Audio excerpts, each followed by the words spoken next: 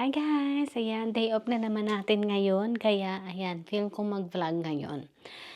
And, yes, 2 days off ako ngayon. Kaya, ang saya-saya. Makapahinga ako ng 2 days. Kahit paano ay mararamdaman kong, ang tawag dito, nabubuhay ako ng normal sa mundong ito. Okay? Ano ang pag-uusapan natin ngayon? Okay? Ito yung gusto kong ituro sa inyo. Kapag ikaw ay nagsisimula ng magtrabaho, magsimula ka na ding mag-ipon ng pera. Dahil itong sinasabi ko sa inyo, napakahirap na tumanda ng walang pera. Napakahirap na mabuhay ng wala kang pera. Palagi tayong maghahanda ng para sa yung darating na pangangailangan. Huwag tayong maging YOLO, you only live once, okay? Oh yes, I know, you can do that too. Pwede mong gawin yan. Pero make sure na sa panahon ng pamamahinga mo ay meron kang sasandalan. Okay? Sa panahon ng pamamahinga mo ay meron kang pagkukunan. Ang marami kasing hindi naiintindihan ng ibang tao, yung iba na dumaranas ng sabi ay anxiety daw. May work anxieties. Meron din po ako. Yes, parang lahat tayo ay ganun. Dumaranas sa mga ganun pangyayari sa buhay. Dahil kahit ako ay ganun din, okay? Kaya, kung dumaranas kayo ng mga work anxieties, whatever anxieties that you're going through in your life, kasi meron din po ako. Meron po akong generalized anxieties disorder with panic attack. Yes, antindi po, yan. Nung nagsaboy po ng ganitong pangyayari, is nasa loko po yun, okay? Yun. Pero alam mo, nung una is medyo naligaw po ako, hindi ko alam kung paano ko iha-handle. Pero later on is na-discover ko na hindi naman pala masama. Na-discover ko yun na parang superpower ko. Yes, supernatural. Superpower ko, abilidad ko kumbaga. Para lalo ang sarili ko, yung mga bagay na ayaw ko at gusto ko. Yes, yun ang kagandahan ng may anxiety ka. Yes, ginamit ko po ito sa magandang, sa kapaki-pakinabang. Yes, ginamit ko sa, wait, ang dry ng kamay ko. Ano ba yun? Ang dami ng extra. Siya nga pala, i-endorse ko po pala ang aking lotion para sa kamay. Pwede na rin sa katawan, sa mukha. Ayan. Ginagamit ko po siya. Dahil po ako ay merong eczema. Yes, meron po akong eczema. Problema sa balat. Makating balat, dry skin, flaky skin, super itchy talaga. And ito po siya ang brand niya. Yan, O'Keefe. O'Keefe ang tunay na bagay sa iyong balat. Yes, O'Keefe's with S. Okay. Yes. Okay, ganito yan.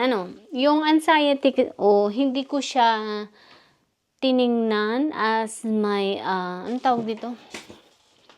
Kahinaan. Hindi ko siya tiningnan as may yung problema sa buhay. Mas tiningnan ko siya sa halos marami at magagandang mga bagay sa buhay ko. Ginamit ko yung anxieties ko para, alam mo yun, maging weapon ko, kumbaga. So, huwag kayong magpapatalo sa anxieties. Think of it this way na anxieties, sabi nila is a mental health. Yes, it is a mental health. But, don't, how do you call that? Yung parang huwag mong gamitin ito sa masama. Or huwag mong gagawin na, anong tawag dito? Yung parang kakulangan mo sa sarili mo. Sa halip, gamitin mo ito para maging, sabi ko nga, is weapon mo. Yes. At ako, ginamit ko yun. And discover ko sa sarili ko na parang yung blessing in disguise pa nga yun nangyari na nagkaroon ako ng anxiety with panic attack. Okay? Yung panic attack, hindi siya laging umaatake sa akin. Ilang beses pa lang akong inaatake ng panic attack. That was like, ilang beses ba yun? Parang 2 beses lang akong inatake ng panic attack since ngayon na edad ko. I'll be 40 in September. Sa loob ng, buong buhay ko is 2 beses pa lang akong inatake ng panic attack. In the first panic attack, akala ko noon ay, first ba yun? Akala ko nun is magko-collapse na yung katawan ko, may pangingisay pa talaga ako. Para akong nagkukumbulsyon, parang ganyan. Yun, parang nanginginig yung ulo ko ganito, ganyan. Tapos yung pagsasalita ko is parang hindi ko na mabigkas yung mga words. Para akong at the same time is magi-stroke nung time na yun, pero hindi. Tapos ngumuwi na, ngumiwi na yung labi ko, gumano na, oh. Gumano na siya. Pero saglit lang, mga few seconds lang nawala na din. Siguro kasi noong time na yun is meron akong matinding pinagdaraanan, matinding problema sa buhay na napaglampasan ko naman. And the second panic attack is, nagtatrabaho ako noon sa grocery store. Yes. As a cashier, triggers ko is public places, mga tao. So, eto find your, kumbaga hanapin mo yung iyong, yung nagtitrigger sa'yo. Okay? Ako, alam ko kung ano yung mga nagtitrigger sa akin. Nagtitrigger sa akin is, kagaya nung mga taong, yung mukha nila, nakikita mo na parang, di ba may mga tao naman kasing makikita mo sa mukha na parang galit, padabog, ganyan. Yan, nagtitrigger yung the way ng pananalita nila. Parang kung sino, mataas, tapos parang mamalitin ka, parang ganun. So yun, yung facial expression nila is parang gagantuhan ka, ganyan. Yun, so nagtitrigger sa akin yun. And then, ang isa pa nagtitrigger sa akin, yun nga, public, maraming tao, crowded, ganyan, sobrang dami. Nagtitrigger yun sa akin. I just find a way how to handle it, ganyan. Kasi nga, lahat ng mga naging trabaho ko dito sa US is puro public.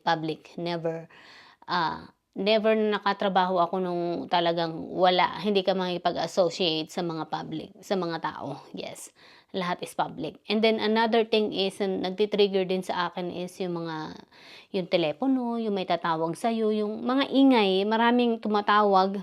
Halimbawa, kasi nga yung trabaho mo is, yun nga, nagtrabaho ako sa ospital noon, merong vocera, may tatawag sa'yo minuto maya't maya. Hey, ganito ganyan, nasaan ka? Kailangan ko ng ganito ganyan. Hey, ganito ganyan, dalhan mo ako ng ice chips. Hey, ganito ganyan, dalhan mo ako ng kape. Yung kagagaling mo lang doon sa kwarto niya, utusan ka na naman na dalhan mo ako ng ice chips. Pagdating ko doon sa kwarto niya, kailangan ko ng kape. Hindi pa pagsabay-sabayin. Hindi pa yun magsusuri. Sorry, nakalimutan ko yung yung tubig. Parang nanadya minsan kaya may inis ka talaga. So yun, one of the triggers is yun.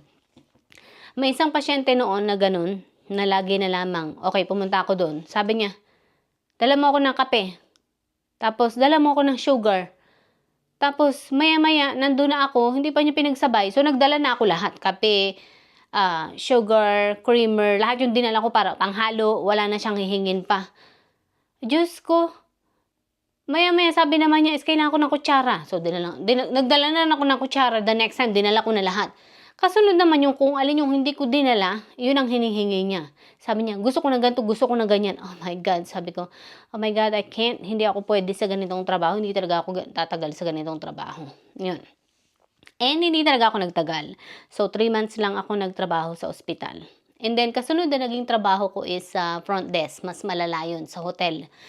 Diyos ko, ang telepono is sobrang mas malala. Grabe. Sobrang, as in non-stop. Yung mga busy hours is from morning na yan. Mga since like 9 or 6 pa nga. Minsan 6 pa lang eh. Well, wait.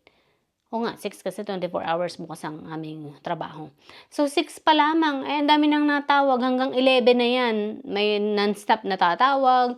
Kailangan maging multitask ka. Dahil dito sa Amerika, well, there's no such thing na ang trabaho mo isa lamang. Na mag-a-assist ka lang ng mga tao. Yun lang ang trabaho mo. No. Gagawin mo lahat. All around ka dito sa Amerika. Walang, halimbawa, cashier ka. Cashier ka lang talaga. Walang ganon. Mag-ano ka talaga.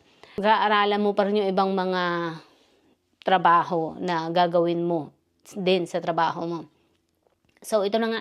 Hindi pwede na i-assess mo lang yung customer tapos tumunog yung telepono. Hindi mo na sasagutin yung telepono. Sasagutin mo yung telepono habang may taong nasa harapan mo. Sasabihin mo pa na maayos sa kanya, 1 minute sir, sasagutin ko lang po itong telepono. Okay?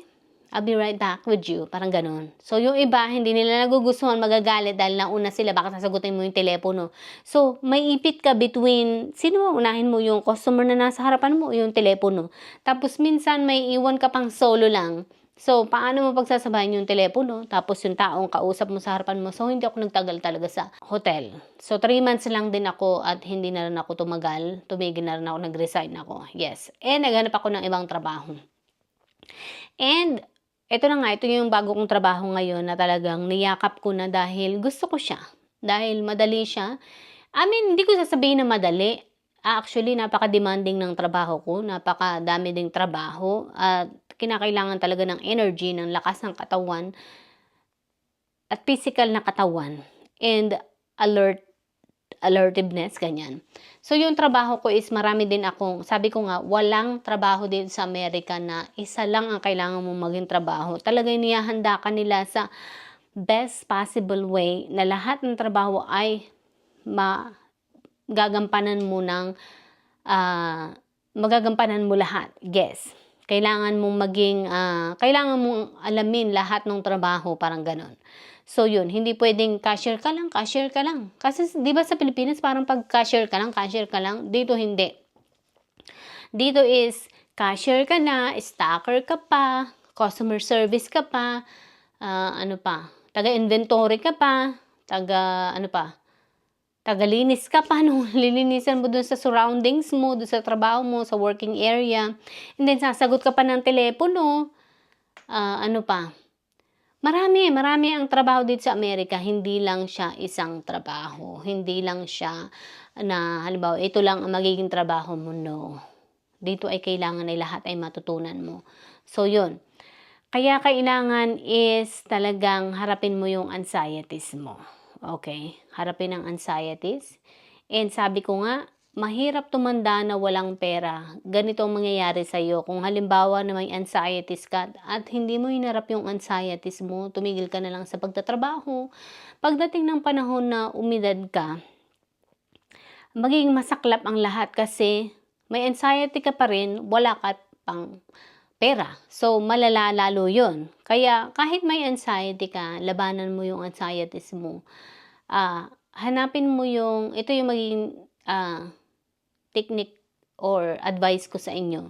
Kung nahihirapan kayo sa trabaho ninyo at talagang nagtitrigger talaga sa inyo, like co-workers, like mga tao, like yung surroundings mo, like yung klase ng trabaho mo, pwede kang maghanap ng ibang trabaho na gugustuhin mo. And dito nga sa trabaho, sabi ko noon, halos dasal ako ng dasal noon. Sabi ko, Lord, gusto ko ng trabaho na makakasundo ko. Gusto ko ng trabaho na may enjoy ko. At gusto ko ng trabaho na makakaya kong i-handle ng anxieties ko. You know, meron bang ganung trabaho na kahit may mga tao, hindi ko kailangang, na kahit nagtatrabaho ako sa public, hindi ko kailangang, anong tawag dito? Hindi ko kailangang makapag-deal sa kanila. Meron bang ganun? And yun nga, sabi ko, dito sa Amerika, wala ding trabaho na hindi kinakailangan ng pagsagot sa telepono. Kailangan mo talagang sumagot ng telepono. Kung hindi man telepono is may communicator sila. Talagang yun ang way mo para makapag-communicate sa either mga katrabaho mo. Yun. Okay lang yun. I'm fine with that. Pero may telepono din kami. Paminsan-minsan may natawag sa amin. Pero hindi siya palagi nakagaya ng sa hotel na non-stop. Yun. Dito is talagang napakabihirang tumunog ng telepono. Minsan, mga isang beses lang sa isang buong shift. Yes. Or minsan, dalawa. Yun. Pero napakabihira. So, that's why I like my job. Yes. So, yun. Find a way kung paano mo ina-navigate yung anxieties mo.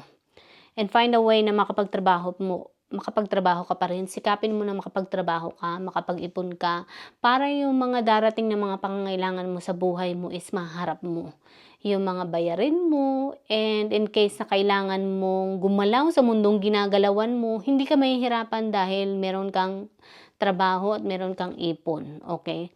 Kung may times na halimbawa kailangan mong lumipat ng ibang lugar, dahil sa tulong ng trabaho mo at sa tulong ng mga naipon mo, pwede mong magamit yun para makalipat ka sa bagong lugar na gusto mong puntahan. So, yun ang gusto kong i-advise sa inyo. Navigate your anxieties. Okay. Navigate your yung kahinaan mo. And navigate din kung paano mo ito i-handle. Kagaya ng sabi ko, na-discover ko na yung anxieties ko ay hindi pala masama. Na-discover ko na siya pala ay weapon ko. Yes. At siya pala ay kaibigan ko. Hindi pala siya masama. Hindi pala siya dapat nakatakutan. Dapat pa nga ipagpasalamat dahil it becomes blessings. Yun, in disguise. Parang ganon. Yun ang kagandahan nung naitulong ng anxieties ko sa akin. Kasi natulungan niya ako na may realign ko yung buhay ko at madiscover ko kung ano yung mga kailangan kong gawin sa buhay ko at manavigate ko rin kung paano i-handle ang mundong ginagalawan ko kahit na may anxieties ako. Yes. Like I said, my anxieties, natuklasan ko kung ano yung mga bagay na kailangan kong makita at matuklasan sa buhay ko. Kung ano yung mga kailangan ko sa buhay ko. Natuklasan ko na, kailangan ko pala magtrabaho pa rin, mag-ipon pa rin, maghanda, para hindi ako mahirapan sa buhay. Yes. So, yun ang gusto kong i-advise sa inyong lahat. I wanted to say thank you pala dahil mag-1,000 subscribers na ako. Yes, malapit na. Medyo 97 na lang ang kulang at mag-1,000 subscribers na ako. Thank you all very much sa mga subscribers, sa mga bagong subscribers ko at sa mga bagong, tagapanood sa akin. Hopefully, ma-meet ko ng aking 1,000 subscribers. And kulang na lang is watch hour. Yun. Medyo malayo pa tayo sa katotohanan, but who knows, makarating din tayo sa paroroonan. Bye!